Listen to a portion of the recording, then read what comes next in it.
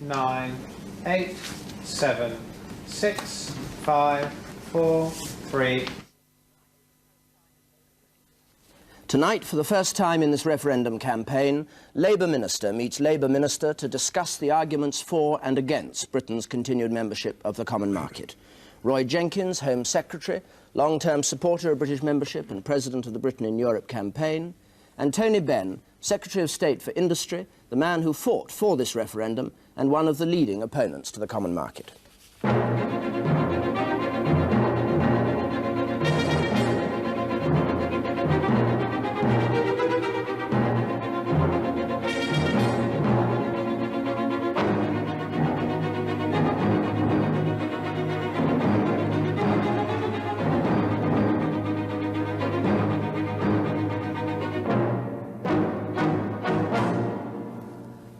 Good evening. During the next 50 minutes, an opportunity to assess, through the differing views of two Cabinet colleagues who disagree on this matter of supreme national importance, the strength of argument for and against Britain's remaining in Europe. I'd like to start, gentlemen, if I may, by asking you, since I think many people feel that the arguments for and against are very finely balanced, why it is that the two of you both feel so passionately about this issue. Mr. Benn. Well, when all the economic and other arguments are melted away, I feel strongly about it because at bottom this erodes the importance of the vote. For people in this country who don't have money or power in industry, it is the vote that is their main safeguard for the future. And common market membership devalues and downgrades the vote because it prevents people using the ballot box to adopt policies, change men who adopt policies and thus change taxes and laws. Because in future, if people vote yes on Thursday, then whatever the outcome of the general elections may be, much real power will rest in the hands of those who will not be affected by our elections. Now, there are men who give their lives for the right to self-government, independence, democracy. There are many men in the world today in prison for those rights. And we are being invited to give up those rights for whatever purposes we shall be discussing. And I think that makes this the most important point in British political history. Mr. Jenkins. Well, I think that Tony Benn has outlined the position extremely well, though I don't agree with his conclusion on it. Because I think that what the issue is about is how we can best control our destiny and exercise influence in the world. And I'm very anxious that we should be able to do that in Britain, and indeed that we should increase our influence. I think it's been diminishing too fast recently. But you see, I think there's grave danger of our getting bogged down in a debate about a theoretical paper sovereignty. I know from my own experience as a minister, and I believe Tony Benn does too, long before one went into the Common Market, when I was Chancellor of the Exchequer, that one is tremendously influenced by things which happen outside this country. And I think there's a most terrible danger of believing that because Parliament carries a resolution, it can influence what goes on. What I want is to see real British power and influence and control over our destiny, and I believe we can make that more effective by cooperating rather than by staying out on our own. What do you say? Well, I think sovereignty is a rather mystical phrase. You see, even the powerful United States, the richest and strongest country in the world, couldn't impose its will in Southeast Asia. Nobody has power of that kind.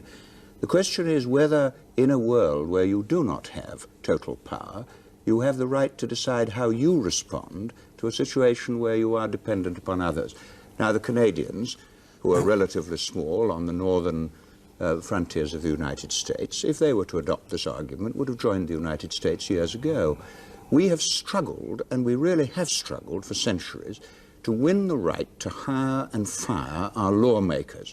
And the day we give up that right and abandon the capacity to learn by our experience through the ballot box to dismiss a Labour government and get a new government, or a Conservative government and get a new government, the day we do that, we build in an element in our society that I believe will destroy all that is most valuable in Britain. I want to work and cooperate with everybody, but I want to govern myself And that's the key to it all. Well, I'm glad that Tony Benn started on that by recognising what is indeed obviously the case, Obviously. that absolute sovereignty is a nonsense. It's a nonsense for the United States or for the Soviet Union, and it's a still greater nonsense for a medium-sized country of our size. I may say in passing, I can't think of a country less like ourselves from the point of view of its size, its economy, than Canada is at the present time. Nor, if I may say so, is there any analogy between Canada, a relatively small country, as you put it, small in population and not in size, joining the huge, rich, dominant United States, and our going into a cooperative venture with 3 countries of roughly the same size as ourselves, and 5 other countries who are very much smaller than ourselves. It's quite different proposition from this point of view. But what I want to look at this question of sovereignty from is in a practical sense and not in a theoretical sense. And I think Tony agrees with me to that extent. I mean, I don't think you are primarily interested by a mystical constitutional theory about sovereignty. I think you're interested, as I am, in how we can control our destiny and exercise influence. Is that right, now, that you're not interested in a mystical concept? Well, I think it's about democracy. You see, I want to cooperate and join international organizations, but no international organization of which we are members, the IMF or NATO or GATT, can make laws in Britain that we cannot change. And every colony since the war has been to London. We've had these great colonial leaders, Mr. Nehru, Mr. Nkrumah, all of them have been to London to ask for the right for self-government and independence. Now, I want no more right for the British people than we gave the Indians, than the Americans took from us 200 years ago on a similar issue. Well, of course we must have that right, but having got that right, we must then decide what is best in our own interest to do with it. And I thought the first part of that statement was a bit theoretical, because what I'm interested in the vote, and I'm interested in democracy, certainly. But what I'm interested in is that when people elect a British government, that British government should be able to operate within a framework which gives it real power and doesn't just have it buffeted about by forces over which it has no control. And I want to apply the practical test of looking at the experience of things as they developed in the past 2 decades. The original 6 were in the community for 16 years before the 2 years in which we went in. Now, I do not find any relationship between what's happened there and the fears which you raise. I do not find, looking over this period of nearly 2 decades, that one has seen British governments, masters of their fate, controlling their destinies, whereas one finds French or German governments buffeted about without influence, their leaders, men of straw, puppets of Brussels. Doesn't bear any relationship to the truth at all. No, the fact is that over this period, without any question, if one looks at it in hard practical terms, is that economically and politically the governments of France and Germany, take the 2 principal countries in the community, the 2 would be most like us, have gained power and influence relatively, and we've lost it. And I don't believe for a moment that you can say that elections in France or Germany have been less significant than in this country during this period, or will be so in the future. Oh, yes. No, I think really you have skated over the issue. The people in Bristol have sent me to Parliament over 25 years, and you, I think, longer from your constituency. And every time they've had the power to dismiss me or to re-elect me, and because of that, I've had to listen to them. Now, the commissioners don't have to listen to the British people because they are immune from the possibility of electoral defeat. Now, on the continent, the traditions of democracy are different from ours. 30 years ago, Germany was under Hitler, Italy under Mussolini. France has had a succession of revolutions and counter-revolutions and coups d'etat. We, for many centuries, have fought for the right to give the ultimate power to our own people. Now, nobody can pretend, least of all you, because I know you have an idea of a political union, that's part of the European idea, can really argue that there isn't a price to be paid for this, and the price, unfortunately, is paid by the electors, whoever they elect in future elections will not be able to change the common agricultural policy, the common regional policy, because that has been adopted by a previous government and cannot be changed by a single nation, whichever government is elected. Well, there are a lot of points there, and great interest, and I'd like to very quickly run through at least 1 or 2, if not 3 of them. I don't agree with this version that the Commission runs Europe, and the Commission is non-elected. The commissioners are appointed by the various governments of the day. But the commissioners once appointed are, on all major questions, the servants of the Council of Ministers. And the Council of Ministers are responsible to the parliaments of the different countries. Now, beyond that, I really don't like this view. Sorry, can I just interrupt a second? Well, there's a very important second point, which I don't want to lose track of. Beyond that, I really don't like this view that the Germans and the French are second-class democrats. Now, it's perfectly true that they have had a less consistent history, far less, in the case of Germany in particular, of parliamentary democracy than we have. But Germany has made a great success of its democratic regime over the past 25 years, and I believe, and I don't think Tony would disagree with this, it is of fundamental importance to Europe and the world that Germany goes on making a success of that, and that France does too. And I don't want to dismiss these countries, and we can be rather complacent in this way. Fact of the matter is that we have a long tradition of political stability and political democracy, accompanied at the present time by a considerable economic weakness, accompanied at the present time by an international position less strong than we are used to and less strong than countries of similar size who in many ways have managed their affairs slightly more successfully recently.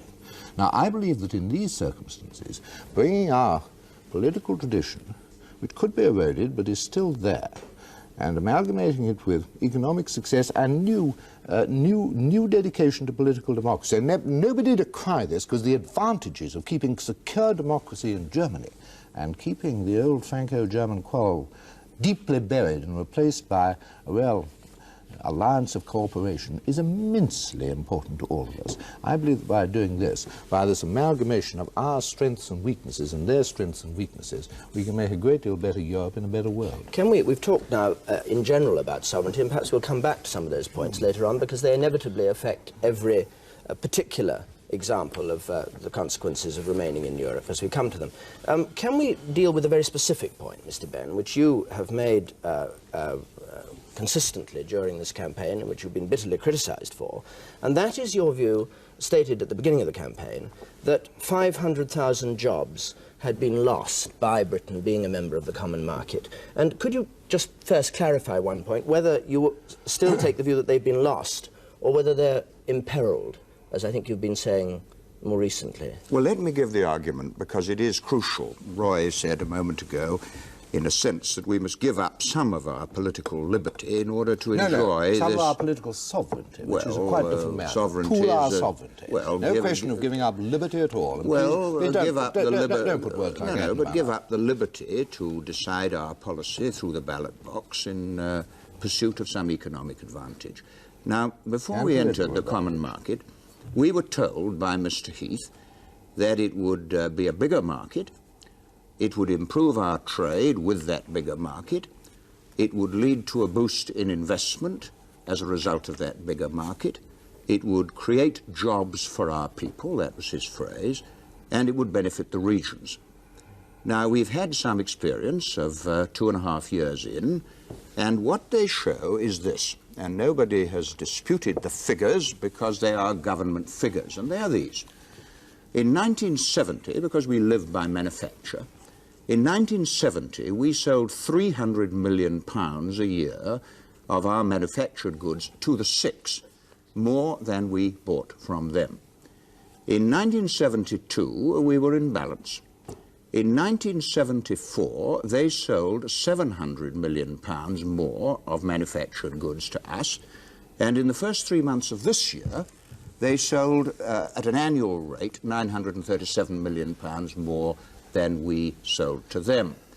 Now, if you take a deficit of that order of about £1 billion, an adverse deficit in trade and manufacture, and divide it among the sectors, steel and chemicals and cars and other manufactured goods, you come to a loss of jobs on a value per job of 5 or 10,000, according to how sophisticated the product, of 137,000, and if you apply the normal multiplier, which has long been used by economists and chancellors and everybody else, you come to a figure, the general depressive effect on the economy of this deficit, of the order of 500,000 jobs.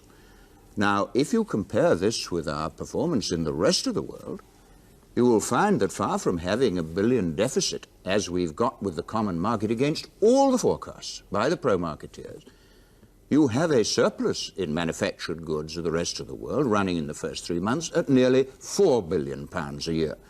And what I'm saying is this, and all the evidence of our eyes confirms it in the Midlands, in Merseyside, in Scotland and elsewhere, that common market membership has been a disaster, that in the terms that I described it, 500,000 jobs have been lost if you make the comparison between trade and jobs, and that our future lies, as we've argued it does, in increasing our trade with the rest of the world. Now, that is the argument.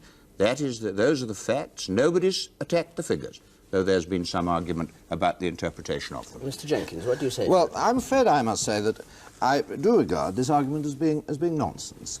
I will come, if I may, to exactly what I think about the facts and the conclusions from them.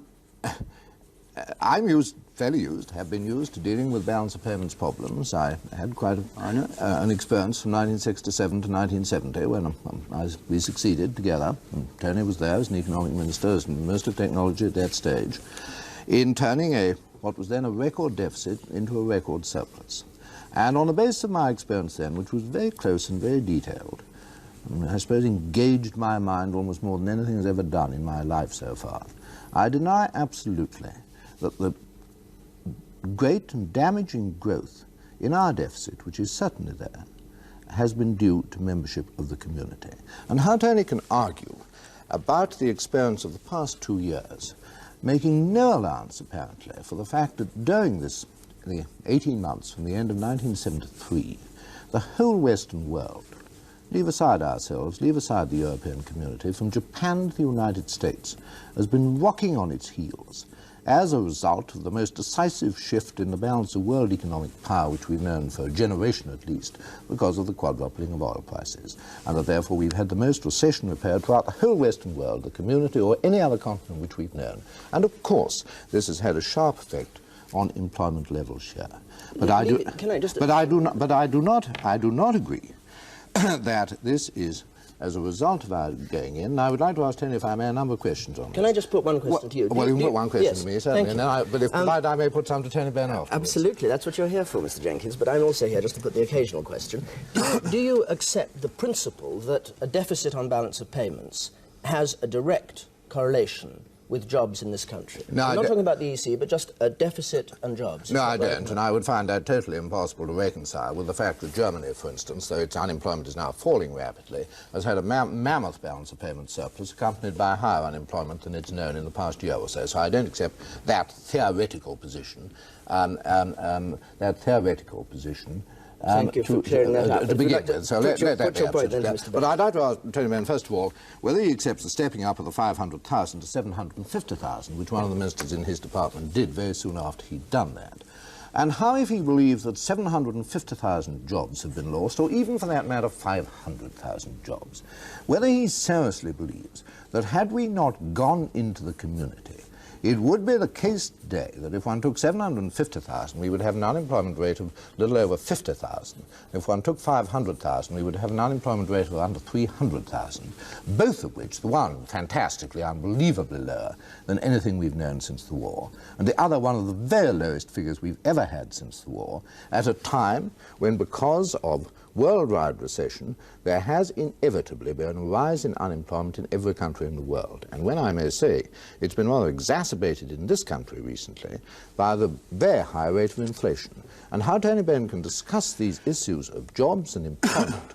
without any regard either to the blow to the prosperity of the Western world as a whole as a result of the oil prices, or without any regard at all to the dangerous rate of inflation in this country, I do not know. Well, let me deal with these points one by one, because I think the first point I must repeat, which Roy didn't deal with, was that the promise of the pro-marketeers was that the wider market would increase the number of jobs, and for those who favoured market membership, this was seen as the answer to our long-term industrial decline. Now, in the event, it has got worse, and therefore all the promises made in 1971 by Mr. Heath have been shown to be false. Now, the second argument is about investment.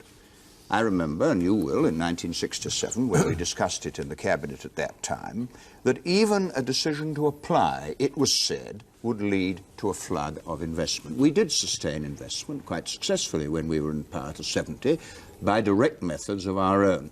Investment fell while Mr. Heath was Prime Minister, including the period of market membership, and the forecasts now are investment falling again. And just to deal with the figures you mentioned on investment, so serious did our present government, you and I and Dennis Healey, feel about the investment taking place on the continent as compared to this country, that we took advantage. I don't think I mentioned any figures about investment. Well, you so mentioned far, the Meacher figures. I probably would. Well, I mentioned a figure about jobs. Ah, yes, about jobs but Michael Meacher talking about investment. In 73, £500 million of investment, much of it, I agree, generated on the continent, went from this country. We are clear, we're not talking. Yes. 500 million jobs. Yes. No, 500 million of investment. We're talking about investment. Well, I thought we were on jobs, but the two are related. Let's get it too confused. Let me develop the argument, because it is an argument which is indisputable, and I noticed you didn't query the figures. Investment in 73, well, the figures have not been queried. They've been published a fortnight and they haven't been queried, the interpretation you are now querying. Investment, too, has meant that German and French industry has been re-equipped when the investment in this country, only about 100 million in 73, from the 8 countries compared to 500 million generated by British firms among the 8, has also been a factor going against us. Now, all you said was, and I listened very carefully to your argument, was that it was nonsense. Well, that's a matter of opinion. And that you denied from your experience that there was this relationship between employment and trade. Yes, but if you take your own experience as Chancellor, and I recall it very well because we sat in the Cabinet together at that time, the limitation you had to face, just as Dennis Healey has to face it now, in a capacity to create jobs by reflating the economy, the limitation is the balance of payments. And the hemorrhage of a £1 billion deficit in manufactured goods with the common market countries now is one of the reasons why we cannot absorb more people back into employment. Now, of course, if you say, why hasn't unemployment risen to the full amount that my figures would suggest, the answer is very simple. Of course, we've done very well with the rest of the world. If you take the first 3 months of this year, and the figures in the Sunday papers were last year's figures, you'll find there's been a massive recovery of our trade and manufactures of the rest of the world. 43% it rose in the first 3 months. We've got a 4 billion surplus in those world markets that we believe are the future of British manufacture, and a 1 billion deficit in our trade with the continent. Now, Germany I deal with. Germany is quite a different case. I put out no figures on Germany. Germany has an industry that has had twice as much investment per head as we have. Germany's trade pattern is different. Germany has been pursuing different strategies in the economic field, and I'm not commenting on that. But nobody has been able to dispute, A, that this deficit of 1 billion represents 500,000 jobs, or secondly, if you want me to put it more positively, that if we could wipe out that trade deficit, even if we could only wipe it out in manufactured goods, it would allow us to create 500,000 more jobs in Britain. And all the evidence of our eyes in the Midlands, in the North East, in Scotland, confirms that goods from the continent are pouring into Britain and costing us jobs. But, Mr. Benn, very important point. Mr. Benn's been going on for some quite considerable time, quite reasonably there. May I just put a marker down by the figure, if we could wipe it out? Because I would like very much to come to the alternatives and the methods by which we might do that. Yes. But let us for a moment come back to the question of whether or not the figures have been challenged. Now, first of all, I should say that I do not think it is, and again I speak from close experience of figures, it is sensible to build a great conclusion on what has happened in 3 months. Figures get changed a great deal. Now, indeed, I'm not aware of any great change in our relationship with the common market, which could make what has changed in the past 3 months be of decisive importance. And I think if we're going to argue, we should argue on 2 years of experience, which are 1973 and 1974. And what I do challenge, so far as the assumption is concerned, is, first of all, so far as the basic figures are concerned, are that during those 2 years, in which our deficit has got greatly worse with the world as a whole, the share of the deficit accounted for by the community has declined over that 2-year period, declined from 41% to 34%. And even if one excludes oil, there's been some shift of oil to the community and food. It is not the case that there has, over those 2 years, been a greater decline in our trading position than with the rest of the world. And I really think there is no basis. That is not actually. There is no basis for arguing on the basis of three. I'm sure it is correct. There is no basis for arguing on the basis of 3 months' experience, where figures are very liable to be corrected, where you can have very short-term trends indeed coming into effect. But what I do query, I query to that extent your basic figures. But of course I don't suggest for a moment that you take figures out of the, just make up figures from the balance of trade statistics. Of course you take those figures accurately. But I do query, and query absolutely fundamentally, the deductions which you draw from them. I think the deductions bear no relationship to reality at all. It's as though you were to say, which indeed would be the truth, that it was as cold on the Saturday before Whitsun Bank Holiday, as I think it was, a little colder maybe than on Christmas Day. Now, if you announce this, I would say certainly I agree with your figures. But if you then, which I think is more or less the equivalent to what you've done, is to say that proves decisively that because it was colder on Spring Bank Holiday than it was on Christmas Day, we must have moved into the southern hemisphere, and that we are going to swing round winters and summers, and we'd better make our dispositions on this basis in the future, then I would think that led to a very false and indeed dangerous conclusion. And I would regard your 500,000 job figure, and still more, your junior minister's addition to it of 250,000, as being in that sort of category of reasoning. Well, can I just say one word on this, because I'm very glad... We're about halfway through our time. Well, I understand that. I know you both have many points you want to make. But you see, a joke about weather is not really right when we're talking about people's jobs, their security, their future, and so on. We're talking about jobs. I'm not joking about jobs, but I know that perfectly well. I know, but if you challenge me as to what extent I dispute your figures or your methodology, then I indicate that to some extent I dispute the figures, as I've indicated, and that I dispute almost wholly the methodology, and therefore the conclusion which follows from it, as indeed has done the Chancellor of the Exchequer, as indeed has done the Independent National Institute of Economic and Social Research, which is not very pro-market, and which has produced conclusions in the last week directly contrary to yours. No, I think the figures, and this is important to establish, and you've been quite fair about it, and I'm not grumbling, the figures came from official government statistics. Now, all political argument is about interpretation. And in an election, Conservatives will say to you, our problems are due to the Labour government. They're saying it now. And you will say, no, it's due to something else. And we all do this. This is what political argument is about. But you see, we are now looking at a situation where there is a last chance vote for the British people on Thursday. And there is a lot of evidence, and if you want me to give a clear example, Scotland was in the common market with the United Kingdom over many years, and 35,000 Scots had to come south every year in search of work because of deindustrialization.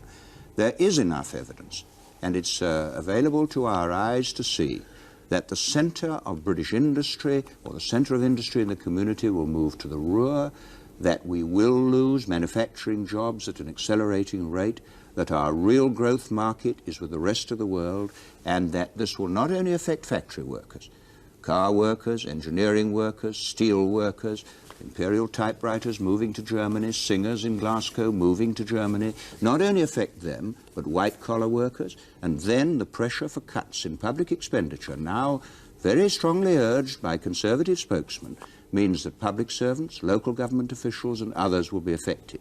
And my argument, which I don't think has been shaken at all by our exchange, is that we face a genuine danger, of which we've already some early evidence, that our failure to compete within the common market with German and French industry, particularly as captives of French food, which we'll come to in a minute, will lead to the deindustrialization of Britain, to loss of jobs, and this will extend throughout the economy. Now, that argument, I believe, remains unaffected by the various detailed criticisms that you might have been able to make. So we move to the question of what we do to cope, in fact, with Britain's economic position. When I've said a word about that argument, just in half a sentence, which I don't accept this tremendous pull of the centre always. I mean, if you want to take one British industry, which has done outstandingly well in its exports to Europe since we went in, it's the chemical industry. And if anywhere, the chemical industry is based on Teesside, where I've been doing this campaign, maybe you have too, and found a very strong pro-market, pro-yes sentiment. And that's certainly not a central area, it's not even southeast or the Midlands, it's a northeastern area, and I don't accept this pull of the centre being always there. But what I would very much like to turn and ask you, and I put the market down, a marker down earlier, not a market, a marker, which was when you said that if we could stop these imports coming in, then we would have more jobs. I think that's a slightly doubtful assumption, but it leads very much on to what is the alternative strategy which you propose if by chance we were to vote no and come out. Now, the alternative strategy, which is firmly put forward in the no pamphlet, which has been distributing this week, is that having ruptured our relations with the community as such, we should immediately ask them for a free trade area, rather as Norway and Sweden have with the community. And I'd like to ask you if, Tony, you believe that that would be the right course to pursue. Well, I'll answer that very simply, because you and I were members of a government over the last 10 years, Labour governments, 2 Labour governments in fact, which in the course of that period has in 1964 introduced import surcharges. In 1968 devalued the pound, 67. and in 67 devalued the pound, and in 1974 introduced control of capital movements to deal with this investment flood to the continent. Now, all of those 3 things are prohibited by common market membership at the end of the transitional period. Michael Foot, in his broadcast this morning, made the point, and I accept it entirely, that if we are to safeguard the jobs of the British people, we must retain the right to introduce some import surcharge, as was done in 64, the right to devalue the pound, as was done in 67, the right to control capital movements. Now, in your own position as a strong and sincere advocate of the pro-membership of the market, you are suggesting to a British industrial nation, a manufacturing nation, that we should abandon forever the power to reach those decisions. This is where democracy, sovereignty, and jobs link. And I'm saying that we would do what any responsible British government of any party would do, would enter into trading arrangements with the 8 countries of the community when we withdraw, as I believe we shall, in the interests of our country. And if it worries you, after all, the common agricultural policy is based on import control. Every bit of cheap food that comes into the common market is taxed to the level of the French farmer. And I do not understand why you should be against the French farmers facing free world competition in food and having a protected market and import levies, and then say that it's shocking for us to argue only and no more that in the armoury of the defence of British working people and their jobs, we should retain that defence too. I'm saying no more than that. Well, that raises a great number of points, some of them relevant, some of them rather less relevant. Well, you argue that. I hope that you do, and I'd be very willing to deal with them. But I think you can do a great deal within the common market. Now, I'll come to this in a moment. Italy has just done a good deal and has turned its balance of payments round rather sensationally. But I hope you don't think that answered my question as to whether, if we come out, you're in favour of immediately negotiating for a free trade area. Could you just answer that? No, certainly. We should negotiate. Well, will you please allow me to answer the question? No, if I may say so with respect, I don't think that's reasonable, because I asked you a question. You gave a very long answer without answering the question. I then re-asked the question. You've now very kindly answered the question, saying yes. But it is actually my turn to reply to you, as you had a very long answer. You didn't let me finish my answer. I said we would negotiate a trading arrangement with the question. Is your answer yes or no to the question, would you be in favour of a free trade area, which is the question was Jenkins. We would negotiate the best trading arrangement we could get with the common market to meet our national interests, and that is the basis on which we shall negotiate our withdrawal after what I believe to be a no vote on Thursday. Well, I'm afraid I'm bound to regard that as a totally equivocal answer, and one which really makes nonsense of the main case which is put forward in the no pamphlet, which says firmly we will negotiate a free trade area. Now, I think this is of absolutely fundamental importance for 2 reasons. First of all, if you're going to, I think you'd have difficulty in negotiating it. Having just ruptured existing relations with the community, I think they'd be pretty sceptical as to what they did, and I think you would have a period of great uncertainty and great damage so far as exports, investment and jobs were concerned. But leave that aside. If the solution, which is advocated in the pamphlet and extremely equivocally by you, because, to be honest, to say we get the best arrangement we can tells us nothing at all. I mean, that is something which obviously anybody would say and is not informative. It's merely a declaration of hope and intention.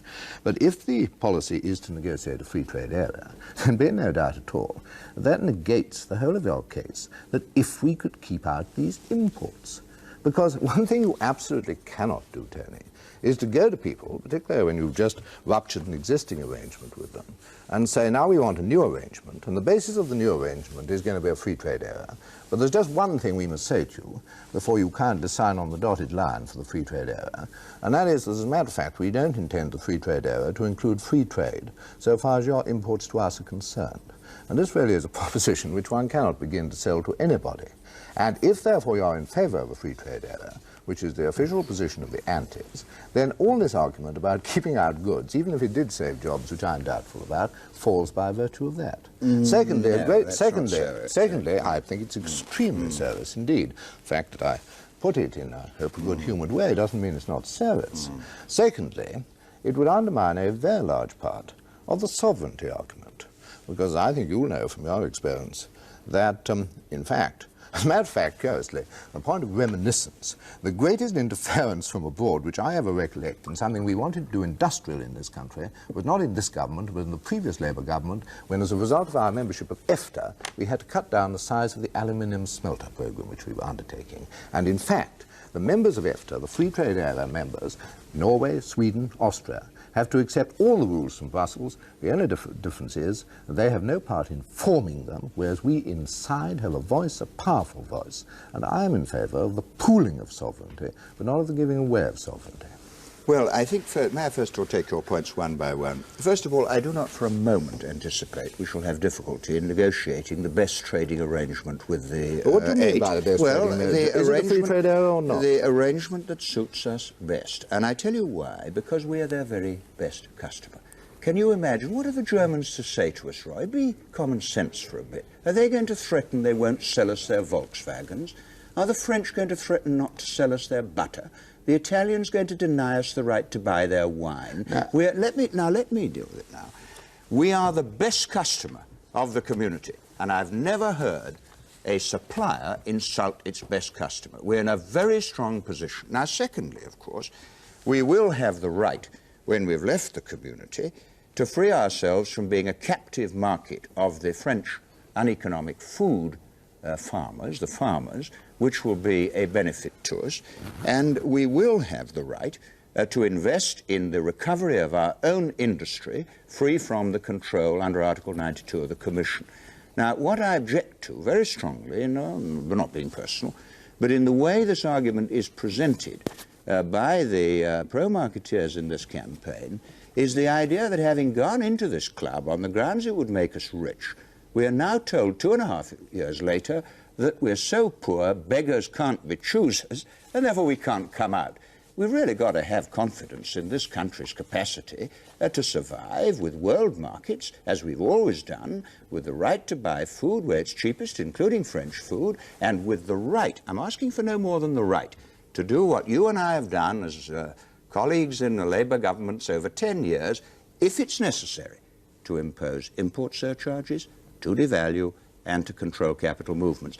Now, you are inviting the British people to give up 3 of the most powerful weapons that will safeguard their jobs, their security, and their future. No, I don't agree with that at all. Well, I didn't think you would, but there you are. As a matter of fact, I think if you judge it right to do these things, and I'm very sceptical myself as to the extent to which import controls do, in fact, I think they are much more likely to lead you down a rather endless road of increasing uncompetitiveness rather than to cure a balance of payments problem.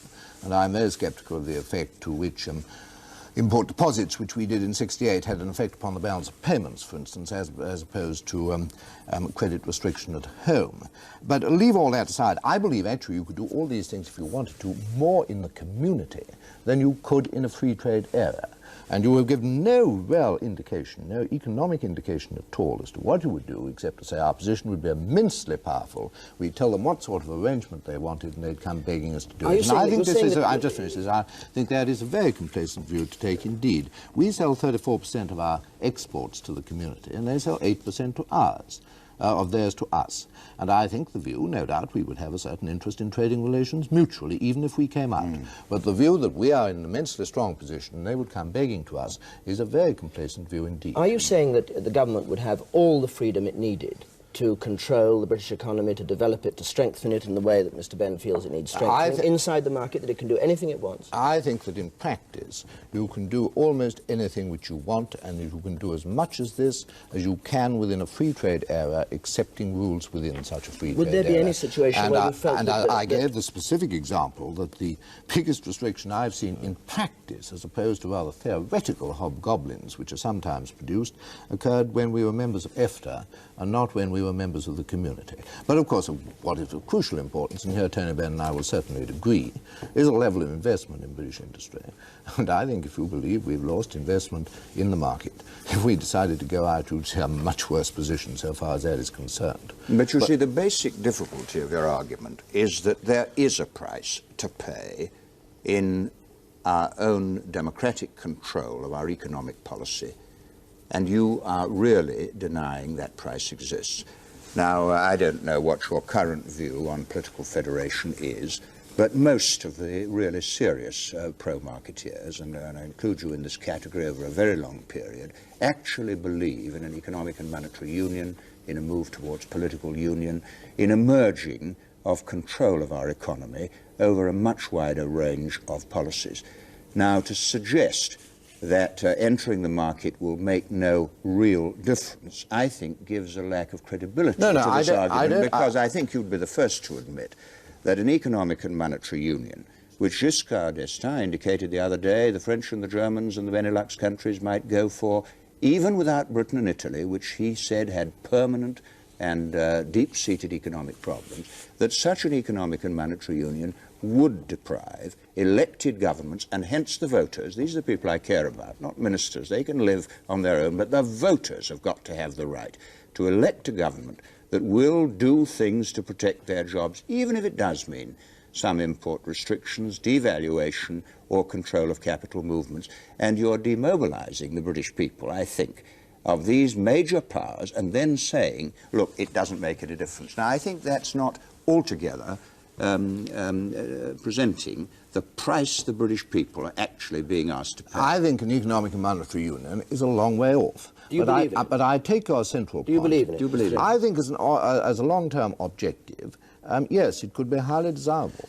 And I certainly do not take the view that there is great freedom in having a constantly depreciating pound, in getting into a position in which your imports cost more and more, in which you import inflation, not because other countries are inflating faster than you are, they're inflating far less fast. Germany is inflating at barely a quarter our rate, but that our cost of imports, because of our depreciating pound, goes up all the time. We can increasingly hardly afford to go abroad, and therefore we get driven, if we are not very careful, into a siege economy with all its very unpleasant connotations and disadvantages so far as that is concerned. But Tony Benn, where he is absolutely right, is in saying that, of course, it is not right to pretend that I believe that being in Europe makes no difference.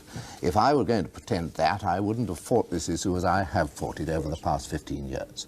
And of course I want to be in Europe, because I want Europe to mean something, to stand for something, to achieve something, and to be a cooperative, to be a going cooperative concern.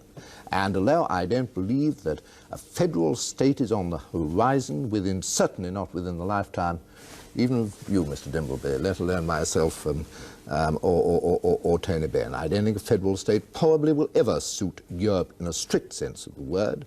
I certainly want to see some political cooperation and some democratic institutions strengthened within the community. And I want to see, for instance, an approach to a common foreign policy attitude, because so far we've discussed economics almost entirely, and I think it's rather important we should discuss some politics and discuss Britain's general position in the world. And I believe increasingly that the objectives I want to see realized in world policy will all of them be aided by our being in and getting some real political unity. By that I don't mean a single state, I mean a move towards a coordination of policies within Europe. Because I want to see European influence in the world greater. I want to see the Western alliance continue because I think our security depends upon it. But I want to see Europe having a greater influence within it, which indeed is absolutely essential at the present time because of the weakened position of the Atlantic pillar. I want to see a tremendous effort on the part of the developed countries as a whole to aid the poor, developing, grindingly poor countries of the world. The Lomé Convention is a big advance there. And what they are now all far more interested in is the European market as a whole and what aid they can get from Europe as a whole, Western Europe as a whole, as opposed to what they can get from us alone. And in a world in which China becomes the third of the superpowers, whether she likes it or not. I want to see not the world just settled by the superpowers as a whole, but I want to see countries like ourselves, which I think we can only do by cooperation, having an influence in accordance with the history and tradition and I think wisdom which we genuinely have in this country. And I think this means some political unity in Europe. Well, it's a very, Roy has raised quite properly, because we must discuss this on the largest scale, very big questions. I begin with the siege economy, because of course the common agricultural policy is a siege economy for French farmers. Nobody argues that because French farmers are uncompetitive, there's overmanning and they should be laid off. If cheaper food... They've been laid off on an enormous scale. Yes, but just, well, let me develop the argument. What do you think of the number of French farmers now compared with 15 years ago? Well, every country is losing people in the land. But the fact is that the French agricultural system is a protected system, and if cheaper stuff comes in from the outside, its price is raised to the level of French agriculture, and then we pay the price. Now, that doesn't happen with cars. We don't have a car mountain. As a Birmingham MP, it would be rather attractive, I would have thought, if we had a car mountain. But we don't. We have butter mountains and beef mountains because the common agricultural policy was developed to benefit the French.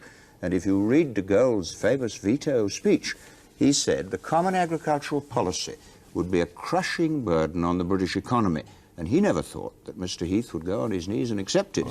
So that I just mentioned the siege economy. We only have 3 minutes left. Well, let me just in that case come to the point. The international role of Europe. I think, first of all, I think Roy has been very honest. He always has done. He does believe in a political and economic union, and he said now he favours a long-term, mid-term, an economic and monetary union. I think it's a long way off. Well, Giscard said it might be started soon after. Now, this is the beginning of the absorption of Britain into a federal Western Europe, not even the whole of Western Europe, a federal 9, in which we would be an offshore island province and would have lost our own power to control key decisions.